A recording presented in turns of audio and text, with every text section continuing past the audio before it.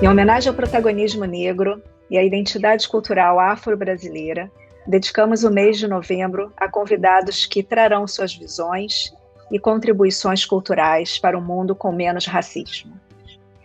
E aqui estamos de volta com o Chá com Livros deste sábado, com uma convidada especial, que é a Ludmila Liz. Boa tarde, Ludmila. Boa tarde, tudo bem? Tudo bem, e você? Obrigada por estar aqui com a gente. Ludmila Liz Andrade de Lima. Isso. Ludmila Liz é assessora da escritora Conceição Evaristo. É mestranda em Relações Étnico-Raciais pelo Cefet, no Rio de Janeiro. Graduada em Letras, Língua Portuguesa pela Universidade Veiga de Almeida, com ênfase em literatura brasileira. É professora e pesquisadora da literatura afrodescendente, afrodiaspórica, negra, escrita por mulheres. Segue a linha de análise do discurso e empreende seus estudos a fim de compreender, esclarecer e desconstruir discursos hegemônicos de dominação. Então é um prazer enorme estar aqui com você hoje, Ludmila, poder falar, trazer tua experiência, trazer aqui tua contribuição para esse mês tão especial para a gente, para o Instituto, que já trabalha há muitos anos tanto com a cultura negra como a cultura indígena. Então é um prazer enorme estar aqui e poder aprender mais um pouco com você. Eu agradeço também o convite ao Instituto. É sempre uma questão de prazer e de felicidade poder falar sobre os saberes africanos, os saberes dos povos originários, né, que hoje nos conduzem a um novo mundo. Né? Hoje não, mas desde sempre. Então, se eu tiver que poder ajudar um pouquinho, eu agradeço. Nossa, não, muito pelo contrário, aqui se ajudar não. Ajudar um pouquinho não, ajudar e muito. Com toda a tua formação, né, teu trabalho e tudo aquilo como você se dedica. Eu vi aqui que você tem extensão universitária em literaturas africanas e afro-brasileiras no Pedro II, eu estudei no Pedro II. Então fico sempre feliz quando eu vejo aqui o nome do nosso colégio. Maravilhoso, né?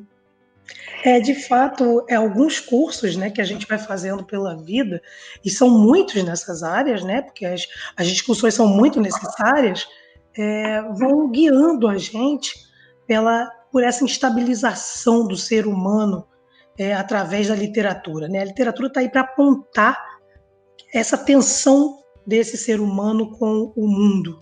Né? Então, a literatura é um modo de investigação. É um recurso, né? Um dos recursos mais importantes que a gente tem.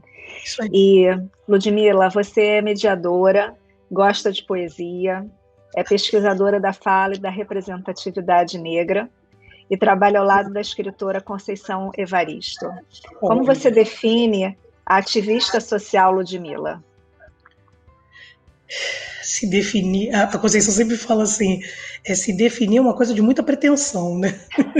Porque a gente quer sempre dizer que é bonitinha, que é legalzinha. Ela sempre fala isso. E eu concordo muito com ela.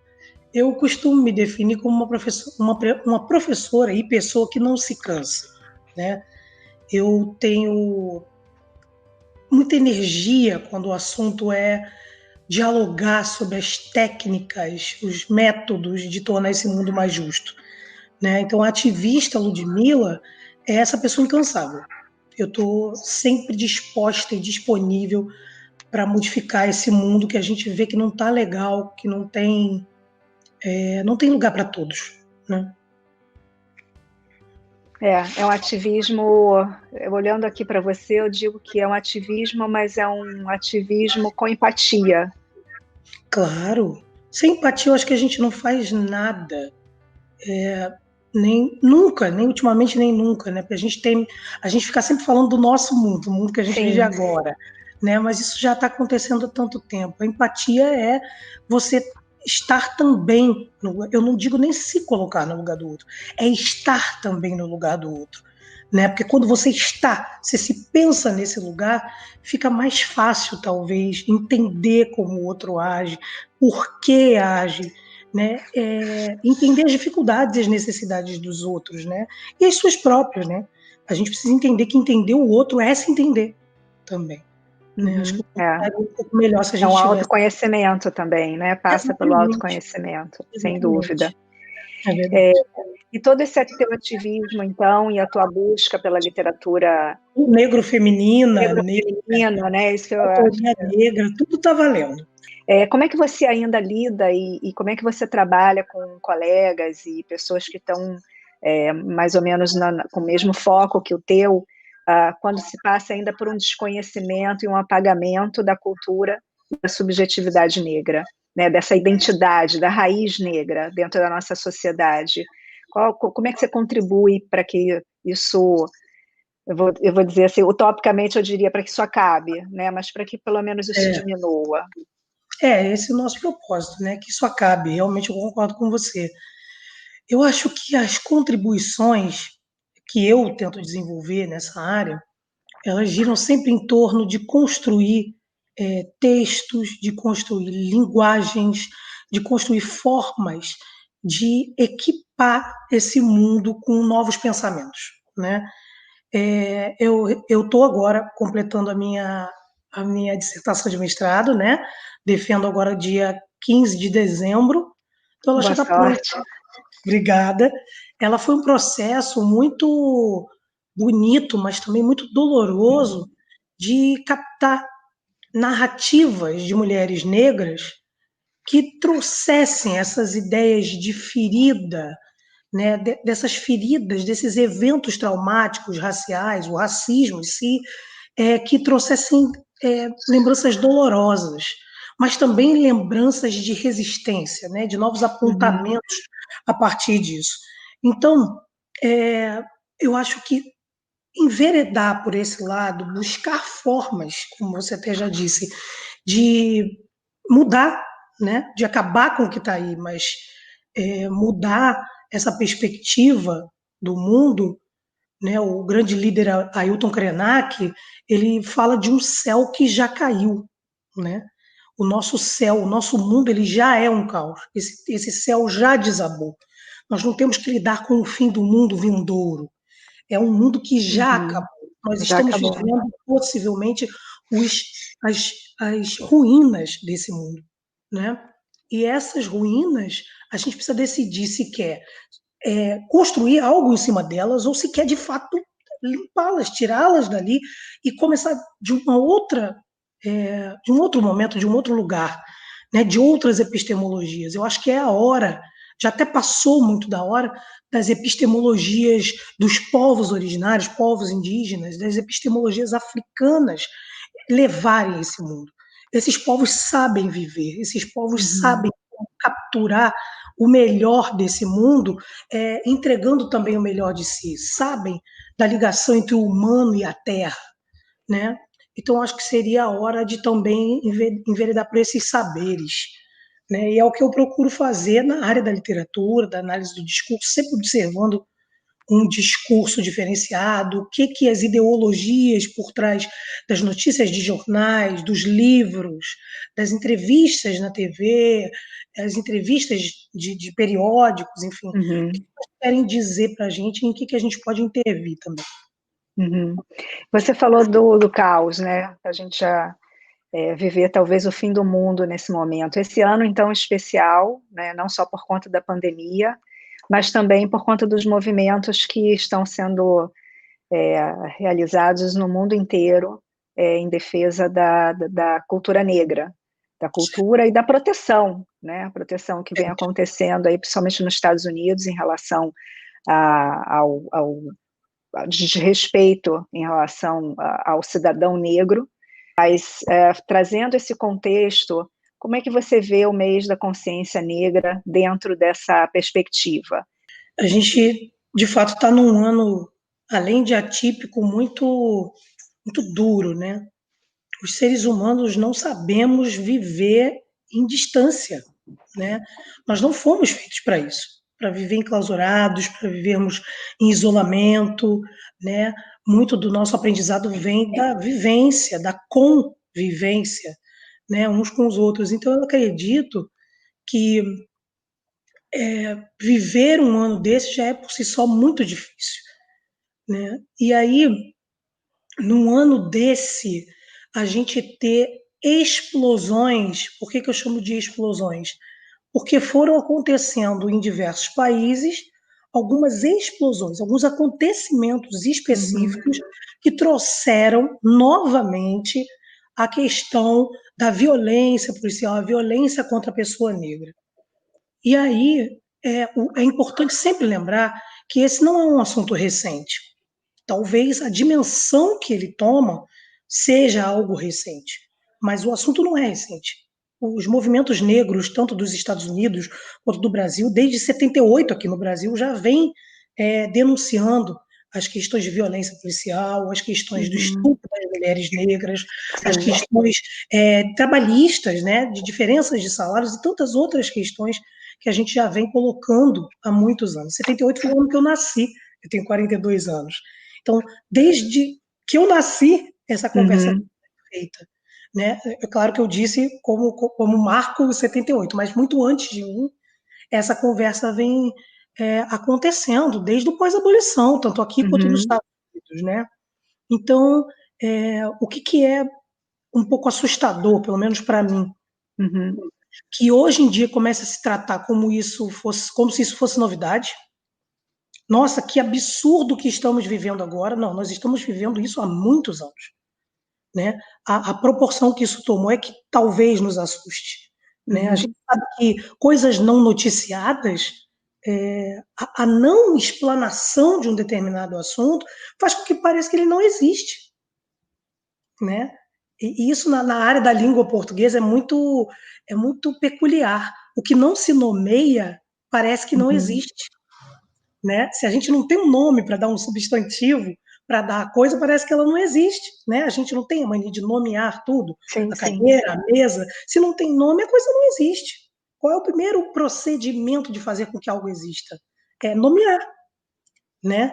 E eu posso fazer uma alegoria aqui com nomear, com explanar, com trazer a imprensa, trazer à luz essa questão do sofrimento porque passam os homens negros em sua grande maioria com relação à polícia, né, o tratamento policial que lhes é dado e as outras questões de racismo que sofrem as mulheres, as crianças negras e tantas outras pessoas. Então, acho que denunciar isso virou imperativo, né? Agora não passa despercebido nada com relação ao racismo, não passa. As pessoas se sentem à vontade para denunciar. E é isso que tem que acontecer mesmo. Porque já acabou, já passou esse tempo do silêncio. Assim, um dos itens que eu trago para a discussão, quando você fala da proporção que isso tomou, eu acho que um dos aliados é, de fato, a internet. Né? Então, o fato das redes sociais, o fato de você postar imagens ao vivo, você não precisa só de um veículo de comunicação para isso, mas você ali com a sua câmera do celular você consegue. Então isso realmente faz com que esse assunto ele esteja presente. Eu acho que existe também não só o fato da internet existir, mas também a percepção e a vontade que nós, seres humanos, temos de ir contra esse tipo de violência. Mas uma outra coisa também que me chama a atenção, e eu queria te perguntar por ser uma expert no assunto, o quanto da literatura hoje, que é muito mais difundida, da literatura e da educação, do tema, né, o fato da gente também ter uma lei no Brasil em que determina a aplicação e a introdução de temas africanos, africanos inclusive brasileiros, né, dentro da cultura brasileira africana dentro do Brasil, da gente estar mais próximo disso, né, e poder enxergar dentro dos livros educativos não só o negro como escravo, mas o negro como líder, como um papel importante dentro da ciência, dentro da história. Como é que você enxerga, por que essa movimentação? Isso tem a ver com a literatura também? Isso tem a ver muito com a literatura, né? Nós temos hoje vou usar essa palavra que é muito comentada na área comercial, um certo boom da literatura de autoria negra. né? Mulheres e homens escrevendo, poetas, pensadores, filósofos escrevendo muito. Na verdade, eles sempre escreveram, mas há um interesse do mercado para essa literatura, né? Um olhar para essa literatura, porque essa literatura agora vende, né? Não é que ela não vendia antes, mas que agora nós temos uma classe negra com possibilidade de Uhum. adquirir essa literatura. Ah, mas Ludmila, melhorou tanto assim que todo mundo já está podendo comprar muito livro? Não. O Brasil continua sendo um país líder no valor, né, no valor caro dos livros. É Uhum. muito Caro dos caro livros. comprar Uhum. livro no Brasil. Né? As situações continuam muito difíceis na área econômica, porém, essa juventude, e até nem tanto a juventude, mas todas as pessoas negras que podem, elas desviam o seu olhar para essa literatura que agora é ofertada, né? Que Uhum. alcançou o mercado. Né? O mercado se interessou por essa literatura, então a divulga. Então, naturalmente, essa pessoa negra, como eu, por exemplo, ansiosa por se ver no livro, por estar representada nos escritos desses livros, vai comprar, né? Dá o seu jeito, compra. Às vezes, 3 pessoas partilham esse Sim, livro. sim. E isso ainda é muito assim. É muito assim nos mestrados, como o meu, por exemplo, que é o mestrado de Relações Étnico-Raciais do Cefet, do Rio de Janeiro, no Maracanã, entendeu? Então, muitos alunos partilham os livros, né? Uhum. Um compra e os outros 3 usam, e assim vai. E é assim que o movimento de mulheres e homens negros tem feito esse mundo ser possível para nós, Uhum. né? Partilhando. Né? Então, voltando à questão da literatura, essa literatura ela está jogando, né? Apresentando coisas para nós, assuntos para nós que não chegavam antes. Eles estavam ali, mas não chegavam com essa abertura que o mercado dá, né? O mercado, o comércio mesmo de um livro chegar a uma livraria famosa ou não, termos essa quantidade de livros sendo divulgados, né? Então, eu acho que a literatura ela já vem denunciando muitas coisas há muitos tempos, né? Seja com os personagens que são apontados nos livros, como com as questões filosóficas sendo apontadas por pensadores, né? Como Kabengele Munanga, que é de raiz congolesa, mas é nosso brasileiro, já está aqui há muitos anos, né? Como Ney Lopes, nosso grande Uhum. teórico da literatura também, do samba, da, das questões de autoria banto, né? Dos bantos, estudos dos bantos no Brasil, africanos. Então, nós temos muitos pensadores, as mulheres, Lélia Gonzalez, né, que em 84 já estava escrevendo racismo e sexismo na cultura brasileira, e tantos Uhum. outros aportes para nós pensarmos esse mundo. Então, acho que a gente precisa aprender também a buscar. E as pessoas brancas, né, Sim. nesse momento, precisam estar atentas, né, Uhum. para Com um mundo certeza. que precisa se aprender, se debruçar, estudar sobre Estudar. esses assuntos.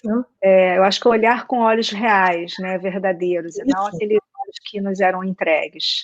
Acho claro, que isso é claro. o mais importante, né, porque existe também uma percepção errada em relação à cultura, porque também nós brancos não tínhamos acesso a isso. Então, quando você fala do compartilhamento, é muito importante que isso seja compartilhado de forma diversa também, porque quando a gente estudou, você falou que 78, eu sou de 71, a gente não teve essa oportunidade, né? Mesmo dentro das universidades, trabalhar pouco, eu fiz direito, pouco se falava sobre racismo. Então, dentro somente na aula de direito penal. Eu acho que isso Uhum. tudo está trazendo uma maior observação, uma maior possibilidade de observação e de entendimento também. O que é bom Eu, para todo mundo, né, Ludmila? é, Mas como é que a gente coloca, como é que essa literatura atinge o jovem da periferia? Como é que ele atinge o jovem da comunidade carente? Aquele jovem que ainda vive de uma forma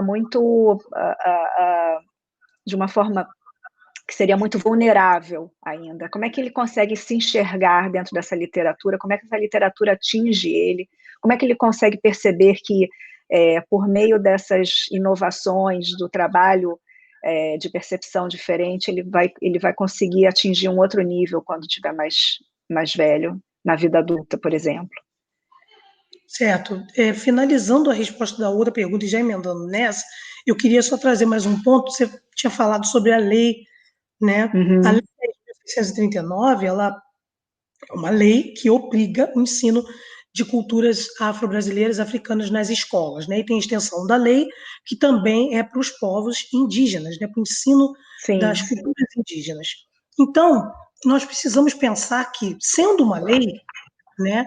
E aí também pegando uma frase que você disse antes, que a gente não teve acesso a isso. Não havia interesse de uma escola que quisesse colocar isso como um assunto válido, né? A pessoa negra, o indivíduo negro sendo colocado no local de conhecimento, de saber, é uma coisa muito inovadora para a sociedade branca. E eu digo isso com muita tranquilidade, né? A maior parte das pessoas brancas que não se interessava por esse assunto também não cria, né, que poderia vir ensinamento, poderia vir aprendizado das pessoas negras, né? Então eu acho que é também hoje um mundo feito por outras pessoas brancas aliadas que querem trazer à luz essas literaturas, esses saberes e, sobretudo, um movimento de mulheres e homens negros secular que já vem se trazendo nesse mundo para chegar nesse momento de eclodir junto com as revoltas, com as manifestações e tudo acontecer junto, né? E possibilita que a gente discuta mais isso.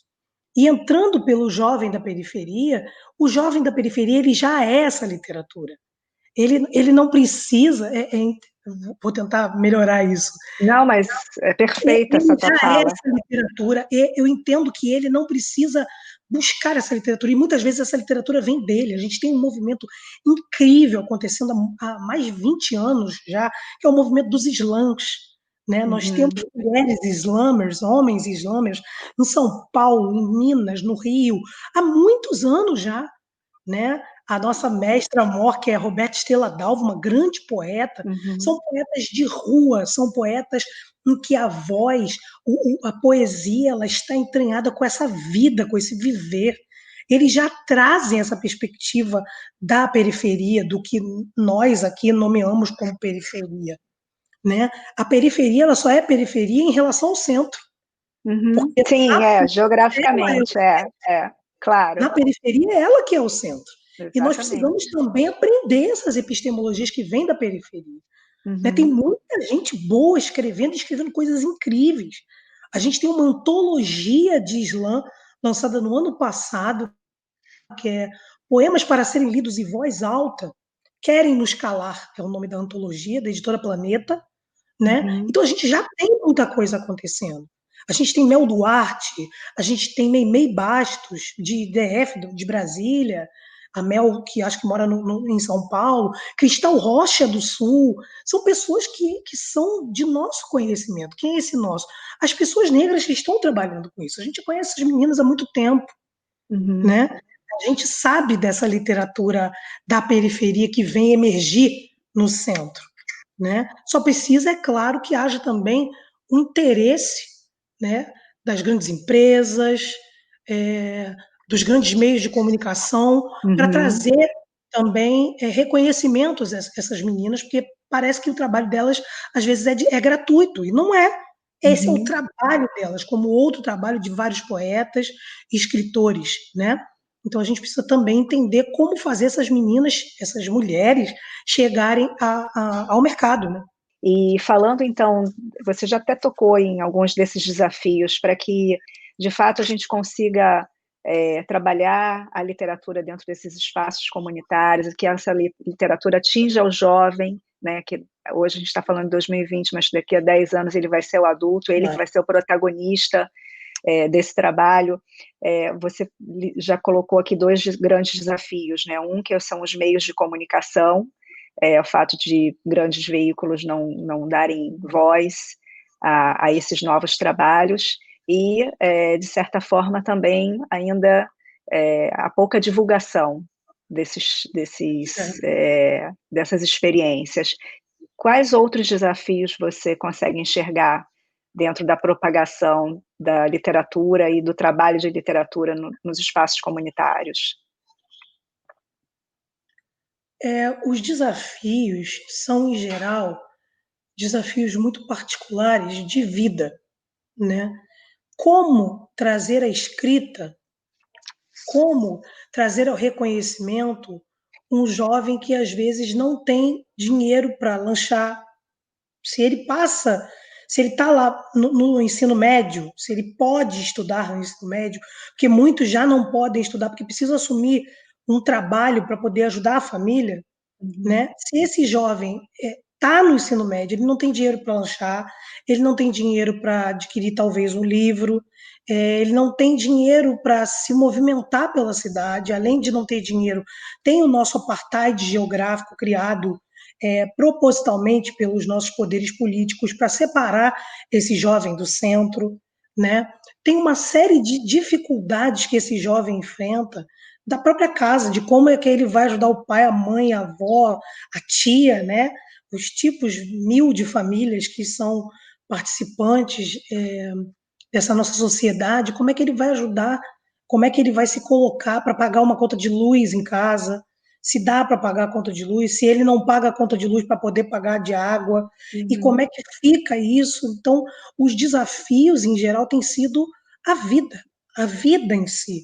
Como é que essa vida se coloca sendo esse jovem um jovem negro, né? Como é que ele pode se colocar nesse mundo? Que oportunidades ele tem para, de fato, dar vazão à sua literatura, às suas artes, porque temos jovens em vários locais, é claro, não é só na literatura, temos jovens incrivelmente ligados nas novas tecnologias, né, trabalhando com TI, com tecnologia da informação, os gamers, que são um campo que cresce a cada dia, né?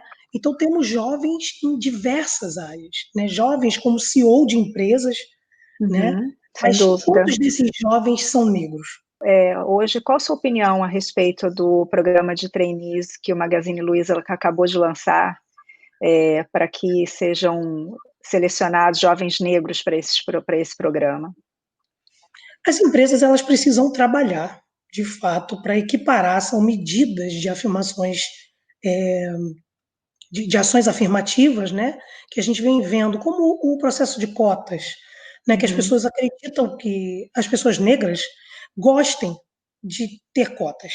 Não, ninguém gosta de ter cota. A cota é uma ação afirmativa para A política pública. possibilitar a política pública, perfeito, para possibilitar uma equiparação entre o número de pessoas brancas ou não negras e o número de pessoas negras. Então, quando o Magazine Luiza, enfim, como foi a pergunta que você apontou, e tantas outras empresas colocam esse tipo de ação, né, eu acredito que queiram sim se colocar como uma empresa de ponta, uma empresa que pensa um mundo diferente, um mundo que precisa dar oportunidades a todas as pessoas, todas as pessoas.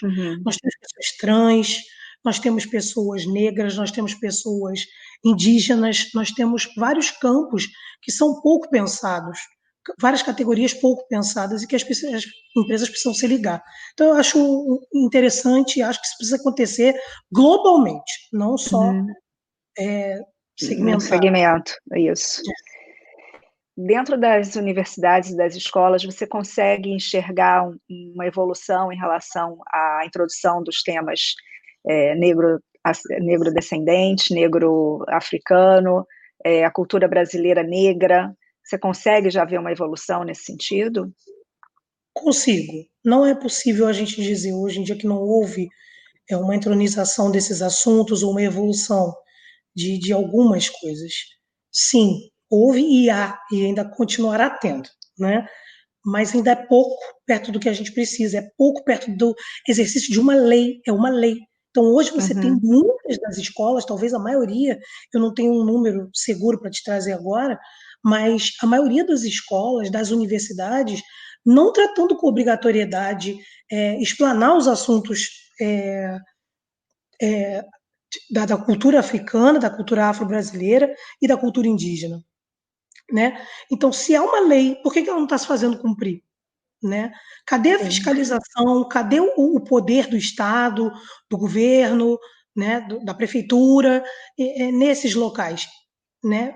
Colocando lá a obrigatoriedade de se tratar sobre esse assunto. Então, eu vejo que ainda é muito deficiente, né? Uhum. Mas e isso advém, o que tem de bom e o que está acontecendo advém dos professores negros e brancos antenados com esse momento. Os professores que Perfeito. levam as obras de Conceição para as escolas, que levam as obras de Cidinha da Silva, que levam as obras de Eliana Alves Cruz, sabe, de escritoras que estão sendo escolhidas pelo PNLD, né, o Programa Nacional do Livro Uhum. Didático. Então, essas obras estão entrando como que um pé batendo na porta. E é assim que nós ainda pretendemos entrar muito. O que você acha que os professores, você falou que a iniciativa tem sido muito mais dos professores do que necessariamente do poder público, mas o que mais eles podem fazer, assim, os professores que nos assistem por conta do nosso programa de educação à distância, né, do Instituto Mapumbalanga, então a gente tem um número grande de seguidores que são professores, quais as dicas que você dá para eles? Isso. Eu gosto até de dizer dicas mesmo, no que eu puder, é claro, do que o que mais eles têm que fazer, porque o professor ele já é uma categoria tão vilipendiada, sabe? Eu às vezes fico com a impressão de que se exige que o professor sangre em sala de aula. Eu sei que parece muito duro dizer isso, mas eu acho que é só o que falta. O professor já dá tudo de si numa sala de aula, né? Ou fora dela. As Ele pessoas pensam trabalha que o com a professor alma, né? a pessoa pensa que o professor que trabalha 40 horas, ele só trabalha essas 40 horas. E as horas em que ele precisa planejar essas aulas? Então, Exatamente. assim, não tem vida além da escola para esse professor, sabe? Então, como dica, eu diria, em primeiro lugar, cuidem de si, cuidem das suas saúdes, cuidem das suas mentes para que estejam bem. A gente quer os professores de bem e felizes, né? E em segundo, porque primeiro precisa estar bem, estar de Uhum. pé para estar lá. Em segundo, continuarem estudando muito. Estudando, porque os saberes desses povos, eles já existem de, há séculos, mas eles estão apresentados por meio da escrita para a gente há muito pouco tempo. Né? Então, estudem, se coloquem e observem as escolas de vocês. Às vezes, a gente pensa que o que vai salvar uma determinada escola, um determinado espaço de ensino, é a gente ler todas as histórias dos livros das escritoras negras do momento, mas às vezes a escola está precisando de um remanejamento da merenda. Sim. Então, o colégio, a escola, ele tem uma acepção muito maior. Esse Uhum. professor precisa estar ligado com esses olhares. O que essa escola precisa? O que esse aluno precisa? É Esse olhar aluno macro, né? exatamente um olhar macro para esse, eu não digo problema, mas para essa questão, né? Uhum. Eu acho Uhum. que e se cuidar sempre. O professor precisa de se cuidar, estar bem para isso. Realmente, o que teria sido de nós sem esses grandes mestres, né, Nossa, não Ludmila? teria chegado a lugar nenhum, É, nem eu, nem né? eu. Não estaria aqui falando com você. Pois é. Mas agora, então, vamos para o assunto que você é apaixonada, literatura negra feminina. O que você vê nisso? Como é que isso te atrai? Você tirou a tua inspiração a partir de autoras, eu acredito, eu já estou até falando por você, mas como foi isso? Como você descobriu e o que te, de fato, move para que você cada vez mais descubra novas autoras negras? A autoria feminina, ela é sempre através dos tempos, uma autoria que foi invisibilizada pelas nossas elites, né? A gente vê um sucesso absoluto, um reconhecimento absoluto dos homens brancos e héteros. E quando eles começaram a, a quando a literatura se abriu para outros pontos, se abriu também para os homens negros. Mas as mulheres negras, elas começaram a ser lidas, ouvidas, um pouco mais tarde, né? Por causa exatamente dessa invisibilização da mulher, né? Do sexismo da nossa sociedade, isso eu falo aqui do Brasil, é claro. É, então a gente tem pulando para cá, para a nossa modernidade, a gente tem um momento em que as autoras negras, femininas, as autoras lésbicas, as autoras trans, tantas outras autoras Uhum. negras, estão chegando, estão aí, né? Algumas com muita visibilidade, outras ainda com uma visibilidade por conseguir, a gente precisa trabalhar muito nisso. E aí eu tenho a própria Conceição Evaristo, que é com quem eu trabalho, que eu tenho infinito prazer de trabalhar, e trabalhar com Conceição Evaristo é se apaixonar pela literatura diariamente, não tem como. Né? O que essa mulher escreve, o que essa mulher trouxe como perspectiva das mulheres negras para o dia de hoje, para o nosso mundo, é impensável. A Conceição é uma mulher de 73 anos, nascida em 1946, né? E tão atual, com uma literatura tão parceira, uma literatura que pega essa mulher negra, que eu acho que é isso que se fala da literatura de autoria feminina. E aí eu falo Uhum. também de Conceição, de Eliana Alves Cruz, de Cidinha da Silva, de Miriam Alves, de a querida e maravilhosa Maria, Ana Maria Gonçalves, Uhum. Carolina Maria de Carolina Jesus. Maria de Jesus. Então, são mulheres que renunciaram um estereótipo da fraqueza, ou daquela fortaleza que não nos interessa, que é aquela da mulher que aguenta tudo, né? Sei bem. Renunciaram os estereótipos da inferioridade, da burrice, né? E propõe uma mulher inteira, uma mulher visível através dessa literatura. Então, essa é a diferença, talvez, de uma literatura antiga para essa literatura que essas mulheres trazem, uma literatura que representa essas mulheres. Eu gosto de me ver nessa literatura. Né? É Uhum. isso que eu costumo trabalhar com Conceição, né? Os eventos, todos os locais onde a gente está, e esses me trouxeram, é claro, muita experiência para a minha própria formação como indivíduo, né? Então, esses lugares todos que a gente está, as universidades, os países, os estados em que a gente está, é, nos trazem esse reconhecimento, essa representatividade, nos colocam junto com essas mulheres de outros países também, sabe? Uhum. Acho que é essa magia de gostar, de estar apaixonada pelo que se faz. É porque se vê, a gente Se se vê. vê nisso. Exatamente, você tocou num ponto muito importante. Por isso, a importância da literatura na vida de um jovem, na vida de uma criança, né? Para que ele possa Exatamente. se ver melhor do que no momento em que ele está ou na situação que ele está. É nisso que a gente acredita também. Mas a gente ainda percebe um caminho difícil para que essas autoras sejam tem o seu trabalho realizado, tem o seu trabalho publicado. Você ainda vê isso em relação às edições de livros no Brasil e no mundo? Você tem essa percepção também mundial no Brasil? Enfim, como é que você lida com isso? Como é que você percebe isso? Eu não tenho tanta capacidade de falar com relação ao mundo. Eu me atenho mais ao Brasil, né, porque o meu Uhum. estudo ainda é pequeno nesse sentido, ainda preciso aprender muito mais, É um né? pequeno grande estudo. Exatamente. Então, no Brasil, eu sinto sim é, uma dificuldade dessas, dessas autoras terem certa projeção. E eu vou utilizar até uma coisa que Conceição fala muito, né? Sobre a própria carreira dela. Conceição é uma mulher de 73 anos, que eu já falei aqui.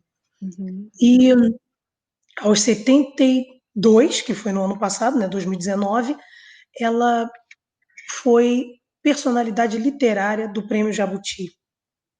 Se não me engano, a primeira mulher negra nessa posição. Sim. Só isso já denota para a gente como é que está, né, a nossa cultura, como é que o nosso país vê a cultura negra, principalmente a de autoria feminina, ao premiar uma mulher só em 2020. Nós não temos escritoras antes disso. Nós não temos boas escritoras antes disso. Nós não temos personalidades literárias antes disso. Nós já tínhamos Ana Maria Gonçalves com incrível defeito de cor. Nós já tínhamos Carolina Maria de Jesus, que completa agora 60 anos do seu Quarto de Despejo, Uhum. livro premiado no mundo inteiro. Nós já tínhamos Cidinha da Silva, que agora vai ser PNLD também, teve seu livro premiado. Nós já tínhamos tantas mulheres escrevendo. Nós já tínhamos Maria Firmina dos Reis, a primeira romancista brasileira.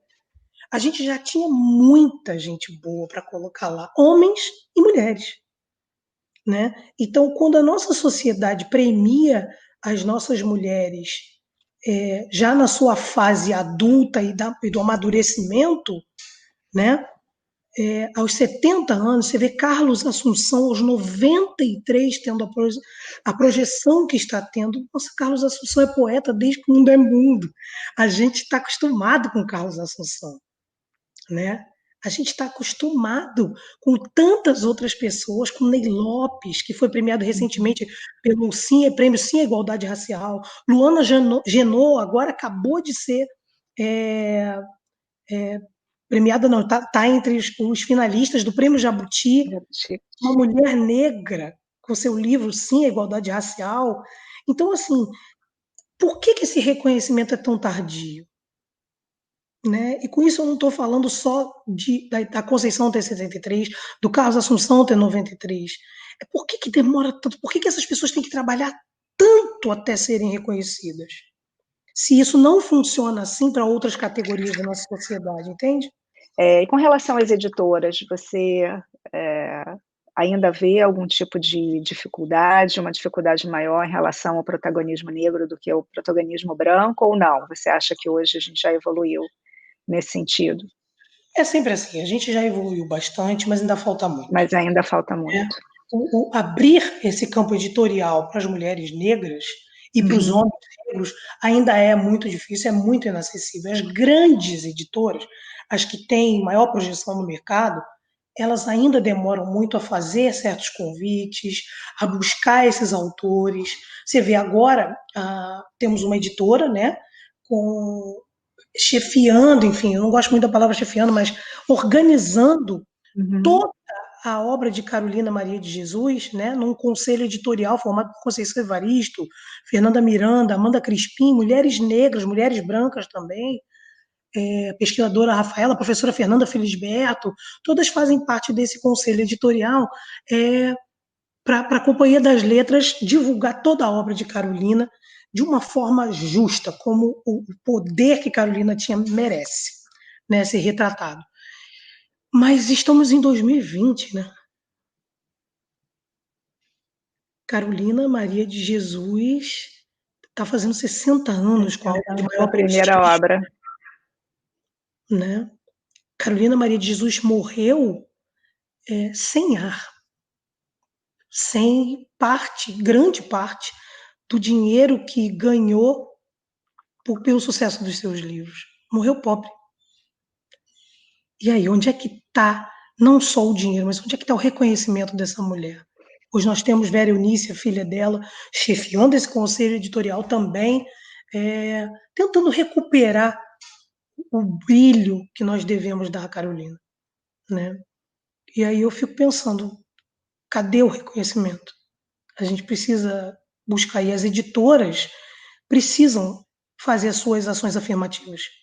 Mas não é com peninha, até porque eu não entendo ações afirmativas dessa forma.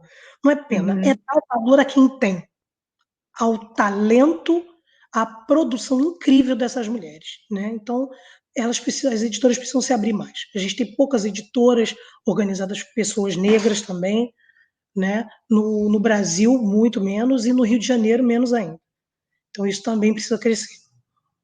Então, eu queria te deixar à vontade aqui nesse ambiente, de alguma forma, uma poesia que te inspire, que inspire também as mulheres que vão assistir o nosso programa, que possam se divertir ou se inspirar por essa poesia. Eu sou uma mulher que estudo bastante e eu, apesar de gostar de escrever, eu não sou uma escritora. Foi até uma das perguntas que eu respondi a vocês quando me convidaram. Por que eu não sou escritora? Porque eu não tenho essa genialidade, por exemplo, que Conceição tem, de transmitir o mundo pela literatura, né? Que é o que o escritor faz. Aquela inconstância do mundo, ela vai para o papel, né? E se abre um novo mundo, ou novos mundos, por meio da literatura. Eu gosto de fazer isso recitando, eu gosto de fazer isso atuando. Eu sou mais da ação, Da não tanto oralidade. da escrita. O que não quer dizer que eu não possa escrever coisas legais, coisas boas. Eu tenho realmente alguns escritos, tenho poemas, e vou falar para vocês um que tem tudo a ver com o que a gente está conversando aqui hoje, que se chama Minha Consciência Também é Negra, né? Eu fiz realmente próximo à data de festejo da consciência negra, que é o Dia de Zumbi, né? Já há uns 3 ou 4 anos, e trouxe aqui para vocês, numa versão simplificada, porque ele é um pouquinho grande, para a gente também não ficar aqui muito tempo enchendo as pessoas que estão nos ouvindo, né? Então eu vou ler para vocês, Minha Consciência Também é Negra. Caminhando em direção ao agora, vou checando se levo tudo o que é necessário para usar com saúde essa vida que tenho e que só eu posso viver. Minhas pernas querem correr mais do que conseguem porque penso no tanto que há para ser feito e no tempo que me sobra para isso.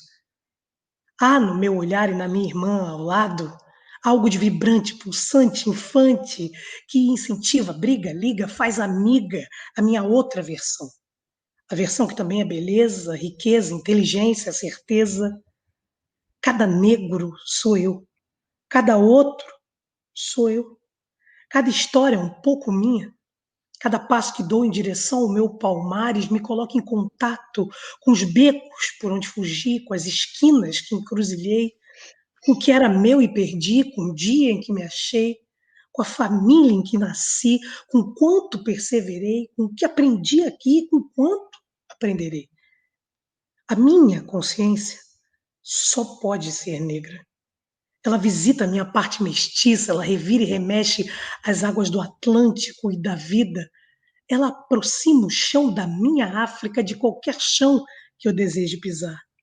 Ela enegrece o lugar onde eu estiver, enche de viço o meu pensamento, me põe de frente para o espelho para que eu me escandalize com tanta beleza. Com a minha beleza, minha consciência negra me chacoalha, me revolve, me veste de batalha. Ela me reveste de amor, investe no meu irmão, acolhe o choro e também o perdão. E quando eu acordo mais um dia e busco dentro do meu armário o corpo, a vestimenta que Ogum deixou para mim, eu visto também a pele e o orgulho de negros e negras que vivem comigo, longe de mim, sem mim, em mim.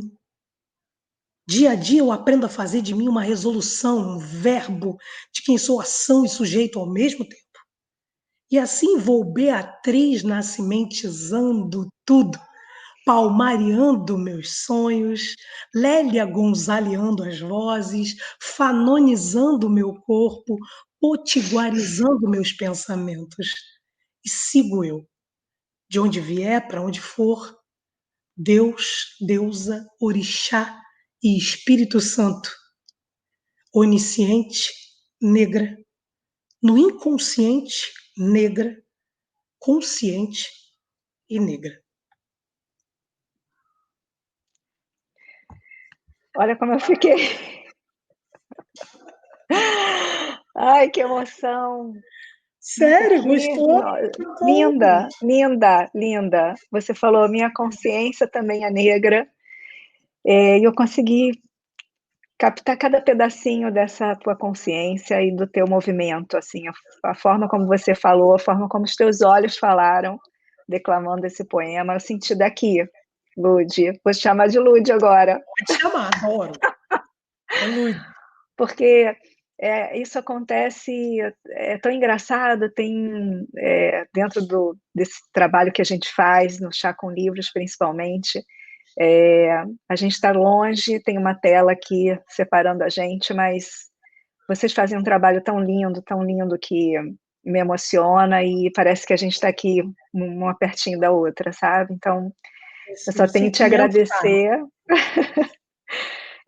por essa aula tão maravilhosa, essa conversa, esse debate, essa mediação, enfim, o que você quiser chamar, esse chá com livros, Chá com livros é lindo.